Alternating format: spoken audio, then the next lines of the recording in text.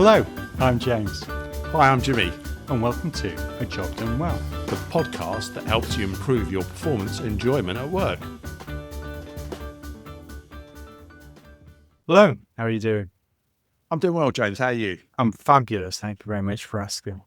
What are we talking about today? Well, today we have a follow-up episode to the one we did on high-performing teams. And we talked through the first half of the model with Elana a couple of weeks ago. And so now we are coming back to talk about the second part. So high-performing teams, something we all want to be part of, something that creates great value for individuals, teams, and organizations. If you want to find out more, listen to the first episode. Otherwise, this will only half make sense to you. But before we get into it, James, what have you been up to? Well, sad really, but interesting at the same time. I'm going to a funeral next week. I found out that... How's that interesting? Well, it's relevant. You get there, just hold fire. There was a guy I used to work for when I was in my early 20s. And he's died, bless him, Peter. And I just realised how big an impact this one boss had on my life. I mean, it was all right. It was an early part of my career, but hugely influential. So I will go to this funeral. How long did you work for him for then, I James? worked for him for about 5 years. Right.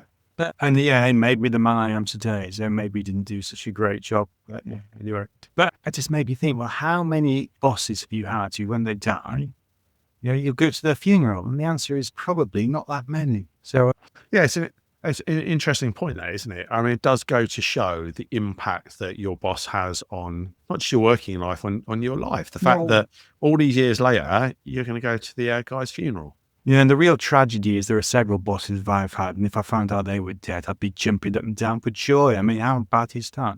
So there's the question, when you die, what sort of boss do people want to remember you as? And it is such an important thing. A bit of a morbid start to the episode, James. Thanks for that. But it does highlight the point really beautifully, doesn't it? Anyway, how about you? Well, James. Go on, yours is going to be shallow compared to that, isn't it? No, yeah, it is quite shallow. This week is my birthday. And me. Here we go. Yeah, it's all that week. How old are you? I can't say. But I'll tell you, 58. He is in his late 50s. There is no escaping it. It is definitely late 50s now. I don't particularly like my birthdays. I try to ignore them. I don't. It's not the growing older. It's the fuss. I don't like to be the centre of people making fuss of me. The thing I did reflect on, James, which I'd be interested in your view on, is you can see 60 on the horizon. And bizarrely, I'm kind of looking forward to that. You look forward to 60? Yeah, well, I never looked forward to 40. I never looked forward to 50. They were like, but for some reason, 60 feels a bit of an achievement, doesn't it? Yeah, well, your 60s is your golden age, mate. It's all behind you, so it's all about fun. Yeah, life begins type stuff. You're 60, yeah. Anyhow, welcome back, Elana. How have you been? What have you been up to since we last talked to you? I am doing really well, actually. I have been doing some interesting work. I've been getting ready to make a trip to South Africa. So that should be really fun. So I've been good. Excellent.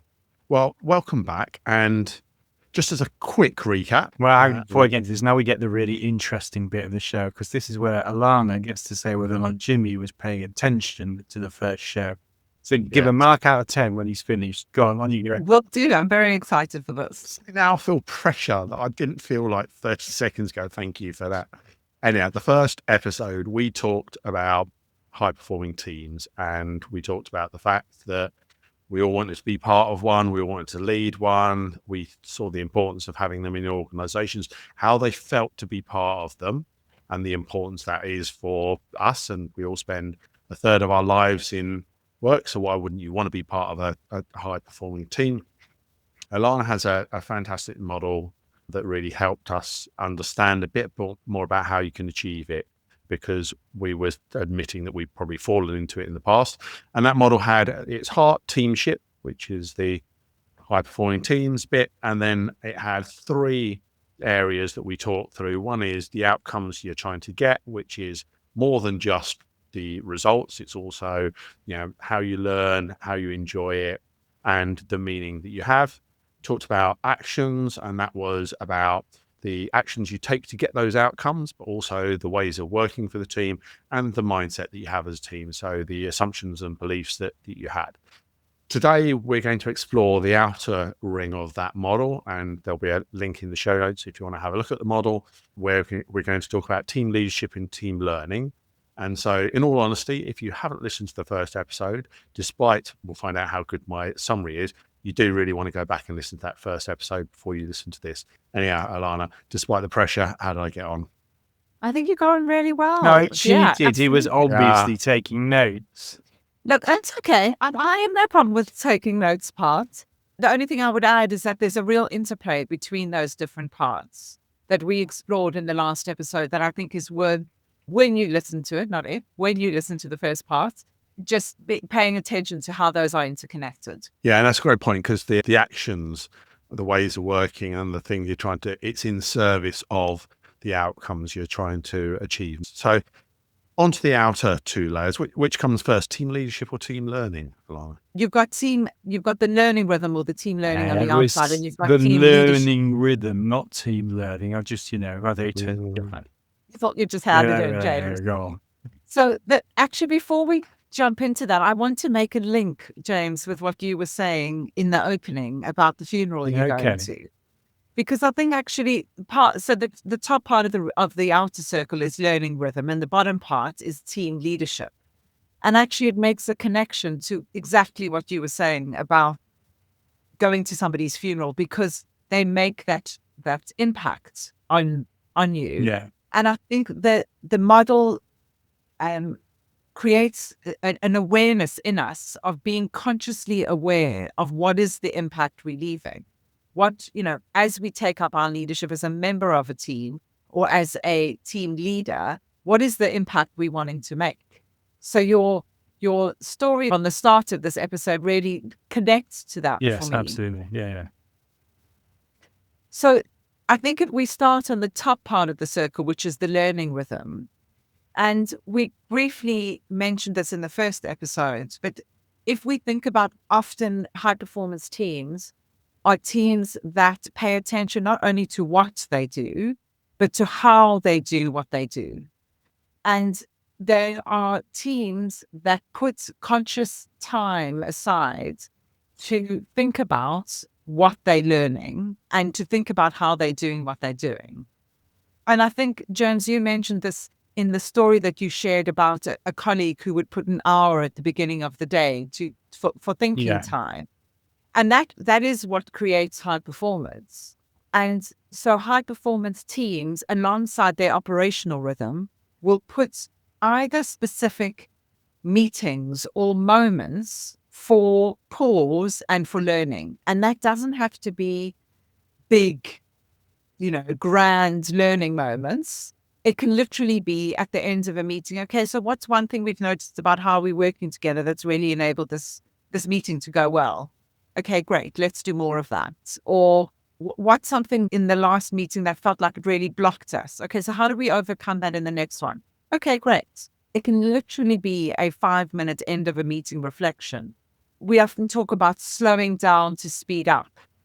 And it's that process of slowing down enough that you can notice and name how you are working together, not just what you do, that enables you to create high performance.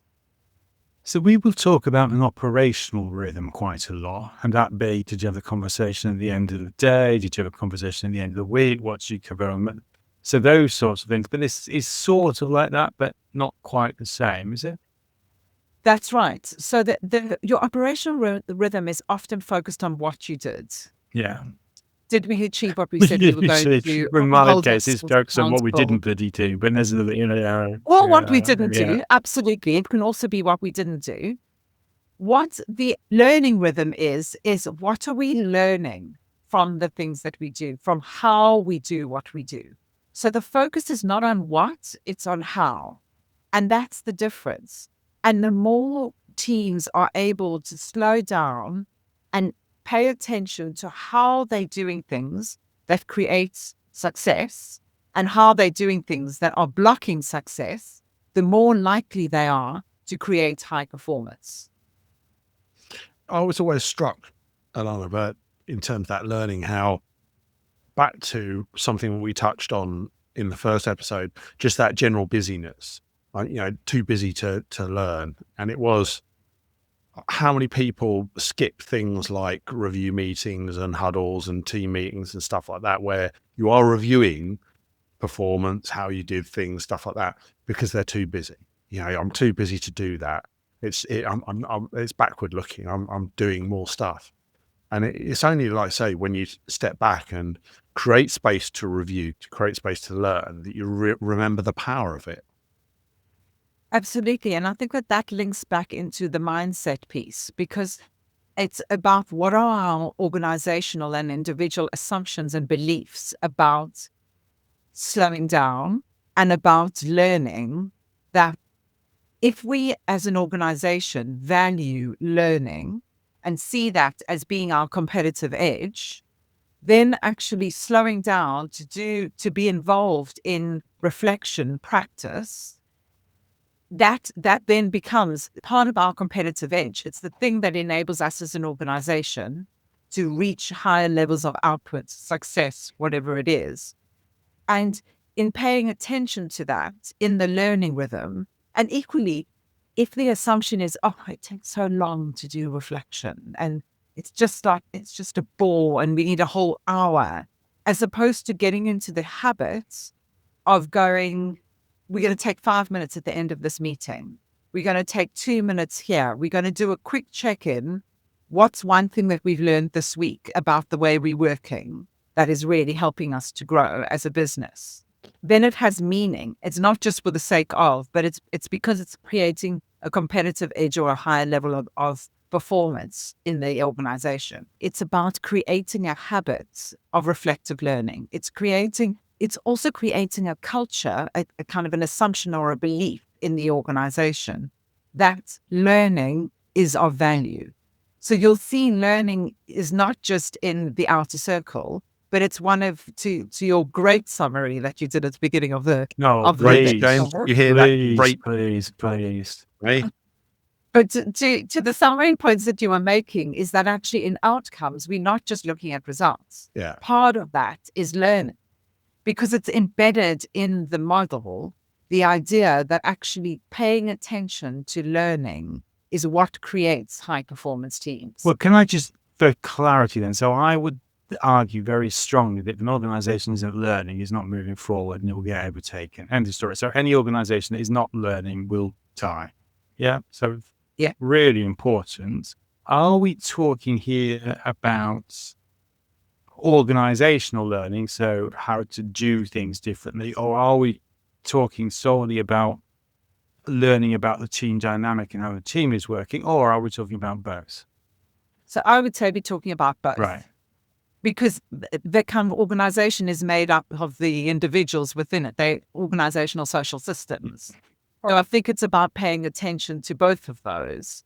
But I think historically, often people have paid attention more to the kind of, what are we learning from this organizationally, rather than what are we noticing in the dynamics and how are we doing things. And that's where teams that pay attention to that notice the difference. Is there a way you would recommend that people running teams go about this? I mean, I think that, to the point we were saying earlier, I think this is about developing a habit of it. It's about developing it. This is the way we do things around here. And that could be through small touch bases. The key thing is it's about valuing this as a practice. So that might be at the end of a meeting. It might be at the end of how you do your appraisal systems. How do we get feedback loops? It's about how are we, once we get feedback, what do we do with that feedback that demonstratively shows that we are listening as an organization and learning as an organization? So to I think, Jimmy, you were talking about engagement scores and in our last episode. And I think there's something about, historically, if you just kind of do the engagement scores and do nothing with it, okay, so we're not learning anything. We're not doing anything. And after a while, people kind of stop engaging with it. But there's something about organizations that are actively, and teams that are actively creating the habits of learning, notice the difference that it then makes within their organization. So can you give us an example of organizations that do this well or badly? I've got an example badly. Funny enough. So just in terms of one of the things that I think sometimes gets in the way. I love the way you stick his hand up to do that. Yeah. That's particularly for the video. Yeah. Excuse me. One of the things that I think gets in the way of organizational learning, and therefore means that organizations don't do as well, is ironically getting results. So if they're getting good results and they like the results they're getting, A, I don't question it because I think I'm doing well. And B, I don't want to rock the boat. I don't want to try and find out too much because I'm happy with what I'm getting. So there's no thought about what can I learn to improve. And there's no thought about, is this too good to be true? And the example that I had was working for an insurer who will remain nameless. They had a classic car scheme where if you had one of those really old classic cars, you could go and get your insurance from them. And this particular scheme started growing massively, and it was incredible growth. And everyone nodded and high-fived each other. Aren't we doing well? Isn't this great? Didn't really question, didn't have any curiosity about it at all. And then somebody pointed out after a few months that in order for the results they were getting to be true, they would have had to every classic car in the UK multiple times over, and therefore there was something wrong. And they dug into it, and sure enough, it was a house of cards. But the point being, if your results are going a certain way, you lose curiosity and you lose the ability to learn. And I think that's a really interesting point, Jimmy, because I think often in organizations, it's when things are falling apart that everybody jumps on it. But when things are going well, it's like, oh yeah, well done, let's move on. And actually the research shows that we learn more and we greater levels of learning and development when we focus on things that are working. So to that idea of habit forming, if we are creating the habit of learning, then when something goes well, we are just as curious to jump all over it and say, let's understand what helped that to go well, what enabled it, what did you do, what did I do, what was the client doing, what was happening in the context. Okay, so how do we replicate that for greater growth? And I think organizations that are doing that are creating greater environments for innovation. And at the moment, the buzzword is all around innovation. Everybody's needing to innovate. And I think that the teams and organizations that are able to slow down and to look at what's working and to learn together are able to then adapt and innovate. Our podcast is all about helping people, teams and organisations perform better and enjoy work more. And I go as far as saying that we believe that everyone and every team has the potential to transform their performance by optimising what they currently do. So if you'd like to discuss how we can help you transform your performance, then get in touch or maybe check out our website. We also do speaking events, mentoring and advice work as well. So that's the team learning rhythm. The second bit was team leadership. And this isn't just about who's leading the team, is it? No, absolutely not. So this is about how we take up leadership. So if we see leadership not necessarily as only being a position of leadership, but rather as a role, you take up the role of leadership. That's something that you can both take up as a member of a team, as well as the leader of the team. But this also talks to the relational dynamic between the leader and the team. And high performance teams pay attention to that role of leadership, be it as a member or as the leader, but also to the relational dynamic between the leader and the team. And by that, I mean, is the team leader clear on what their expectations are of the team, what good looks like, are there feedback loops? Do people in the team know when they can take up leadership, how they can take up leadership, where the accountability lies?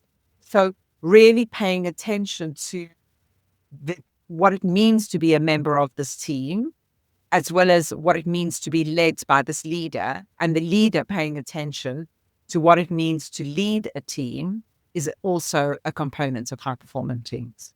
You've got a number of bits and pieces there.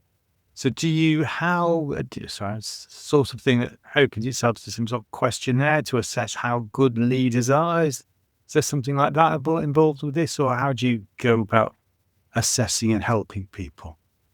So I think that, so part of the Adaptable Team Framework, which is the name of the model, there is an assessment tool that goes alongside it, which looks to the members of the team to be able to assess how they feel they're doing in all these different areas, the clarity of outcome, of actions, of mindset, the learning rhythm, but equally around team leadership. And it also has an opportunity for the team to be able to give feedback to the team leader through the assessment process.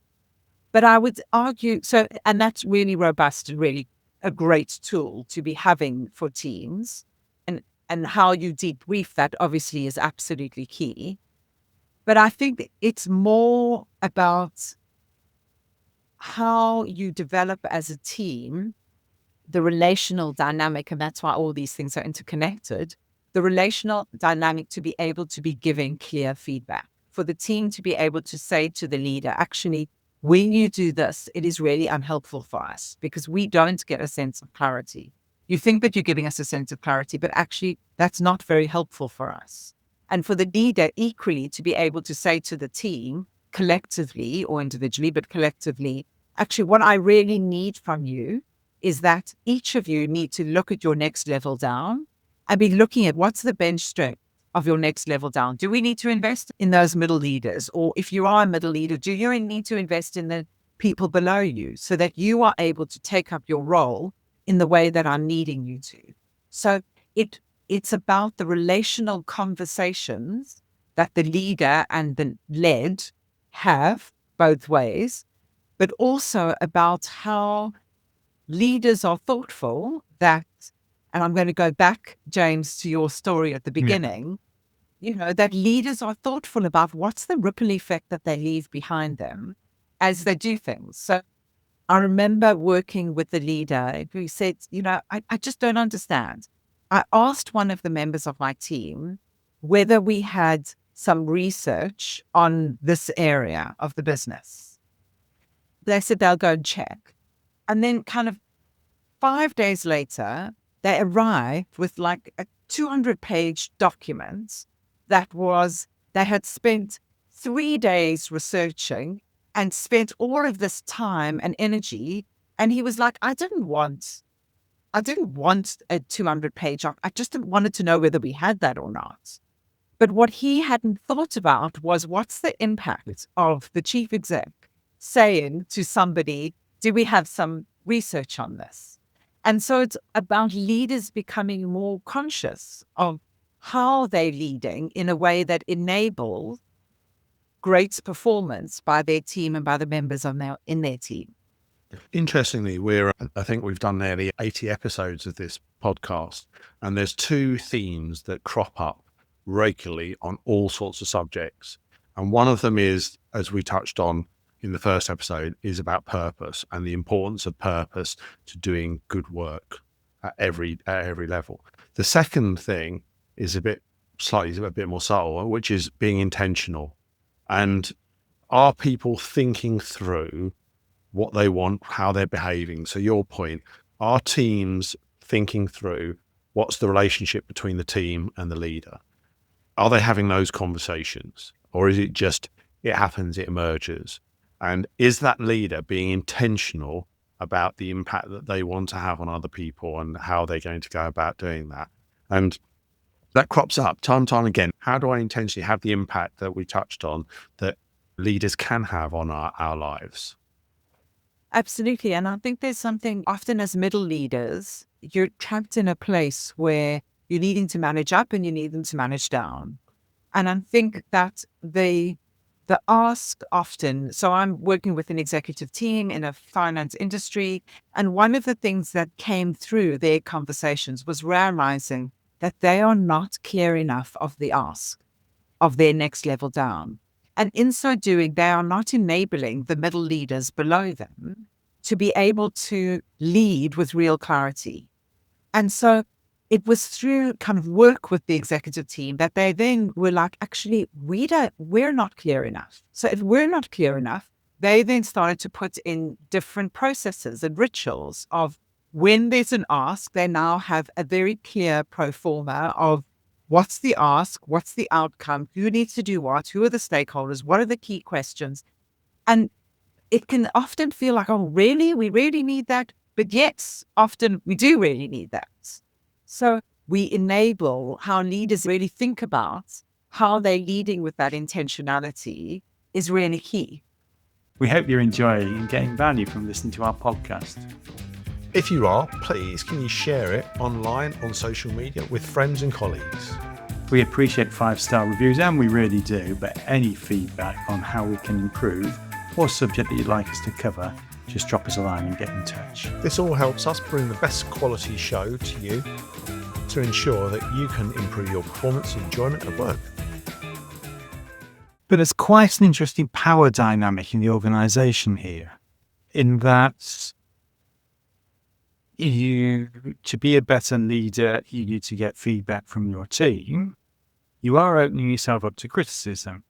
And a lot of people aren't prepared to do that for fear of looking bad. If you see feedback as something that helps you to grow, to learn, to lead better, and your starting point is, I might have something to learn, you start in one place. If your starting points and assumptions are that feedback is threatening and scary and basically criticizing my very being, it's a different story. People often talk about how safe does it feel to fail in this organization?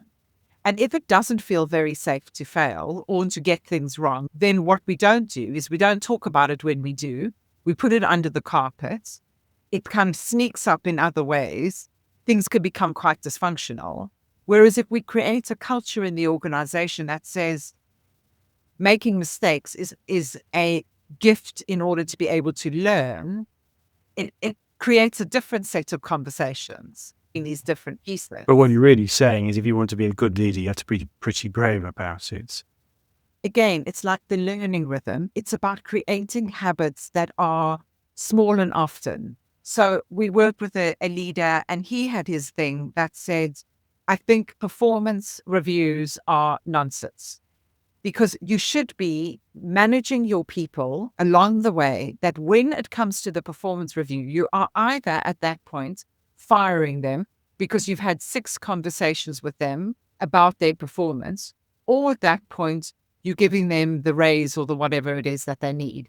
But the idea that we book it, everything, until we get to the one meeting where we give the big feedback, as opposed to going, how do we continuously have conversations through our learning rhythm that enables us as a team to be saying to each other, this is really enabling us, this is really not. Creating it through the learning rhythm that it's small and often, and also that we get into the habits of noticing and naming when people do things well in as much as we do when people are not doing things well. So being able to say to the person at the end of the meeting, James, that was a great question you asked. It had a really great impact because not just great question, fab, but it had a great impact because it made us think differently. It took us in a different direction. It deepened the conversation. Please give us more of that. That's a 30 seconds feedback in a moment at the end of the meeting. But what that forces you as a leader or as a member is to be paying attention. What are we noticing that is helping us in this meeting that I can give some feedback on? What I really like is that it enables people wherever they are in the organization to be thinking and driving, are we clear on the outcomes we're wanting? Are we clear on the actions we're taking? Is the mindset that we're holding most enabling us? What do we need to do differently? Are we constantly thinking, reflecting, learning? Are we being conscious and intentional about our leadership? We can do that in our part of the business, even if other parts of the business are not. And you don't need to ask for permission or budgets or... No. Sometimes there are things that impinge on it or requirements that you need to do. If I want to use AI, I've got to go and ask IT for permission. I've got to get access. I've got to find the tool. Or Yeah. this you can do for free. Just the only investment you need to do is more time and your team's time. Yeah. And to be really becoming more aware, slowing down to become more aware of how you are approaching things and getting real clarity and alignment. Well, yeah, so I've got a question. I'll just drift off a little bit. So everybody talks about they've got high-performing teams and everybody's world-class at this, that, and the other. But in your experience, you'd have to name names, but how good do you think organizations are on the whole? Is it a big spread or most fairly mediocre? What's your take? And that's before you start working with them, Elana, not after you've done. I mean, the truth of it is that in some ways, to your said in jest, Jimmy, but actually the reality is that most times when we're brought into organizations, it can often be because they're challenges in the organization or they're challenges in teams. And that's why we're brought in, is because we're supporting the team to kind of move to a different place. But I think I had a conversation with a chief executive last week, and I said to him, so how would you rate your team? Do you think you would call your team a high performing team? And he said, I think we're a higher performing team. And I think that that's a real honest reflection. And my sense is that teams are doing some aspects and other aspects less so. There is a growing awareness in organizations around wellness and around well-being and around finding meaning and finding enjoyment in a way that I don't think there was 10 years ago. And so in that respect, I think teams are noticing that to become high-performing teams, they need to be more than just performing, as in getting results. But I think the area where most teams that we work with, even the ones that are getting good results, do less well is around paying attention to mindset and paying attention to learning and really paying attention. Everybody does the debriefs at the end of a project. I don't mean that. I mean the actual standing back and slowing down and looking at how are we working together? Is the mindset that we're holding, are the assumptions that we're holding helpful? What are the assumptions we're holding in our team about the team over there and the way that they're performing? And is there a blocker that's not so much in the doing, but it's in the being, in the way we're thinking about this? And I think teams are slowly starting to do that more, but that's the area I think is still growing in terms of awareness of high-performing teams. Well, can I ask a sort of fatuous question, but linked, I think, is if I go and talk to my accountant, my chief accountant, I've got an IT project or an AI project, whatever's in vogue, they'll say to me, well, what sort of performance uplift can you get, James, and what's the cost benefit of doing this? So difficult to measure, but what's your take? What sort of performance uplift can a high-performing team deliver? Do you have a sense of it? I'm sure we could find statistics somewhere along the line. I don't have them to hand. But what I think the research consistently shows is that high-performing teams have higher levels of productivity, higher levels of innovation, of equality, of wellness and well-being. I mean, that the research shows in abundance. I'm sure there's some quantitative research we could find. I don't have it to hand. Yeah. But in terms of return, I mean, you're effectively getting this for free, aren't you? That'd be the key point for me is that, I think we'd all agree high performing teams are going to get you better results. They're going to be where everyone wants to work, whether it's 5% or 50%, don't know. But the thing that I like about this is the subject and particularly the model that you shared, Elana. Anyone listening to this podcast can apply, whether they're leading a team or part of a team, you can think it through and apply this for nothing. So yeah, absolutely. And I think the thing for me about this is that, like anything, it's never done. No. We need to constantly be thinking about, as their context changes, as the environment changes, what do we now need to pay attention to? What got us here isn't going to necessarily get us there. We've now got a new member of our team. How do we enroll that new member? What does that mean for the dynamics of our team? So I think the thing also about this is that, like any human social systems, it's dynamic. Yeah. and it ebbs and flows, and we need to be paying attention to that. So it's how do we develop habits that enable us to be constantly reflecting, thoughtful, intentional. Well, thank you very much, Elana, for coming and joining us and covering off one of the subjects that we really wanted to do it justice. And I think you've really helped us do it. I don't think, it's clearly not something that James and I could have talked about on our own. Hopefully everyone who's listened to this will have listened to both episodes. But like Dire Straits said, money for nothing. You can do this and get an uplift in your performance and enjoyment at work for nothing. So thank you very much. Super. Thank you very Thanks, much. Cheers now. We cover a whole host of topics on this podcast, From purpose to corporate jargon. but always focused on one thing, getting the job done well. Easier said than done. So if you've got unhappy customers or employees, bosses or regulators breathing down your neck, If your backlogs are out of control and your costs are spiraling, and that big IT transformation project that you've been promised just keeps failing to deliver, we can help. If you need to improve your performance, your team's performance, or your organisation's, get in touch at jimmy@ajobdonewell.com. or James@jobdonewell.com.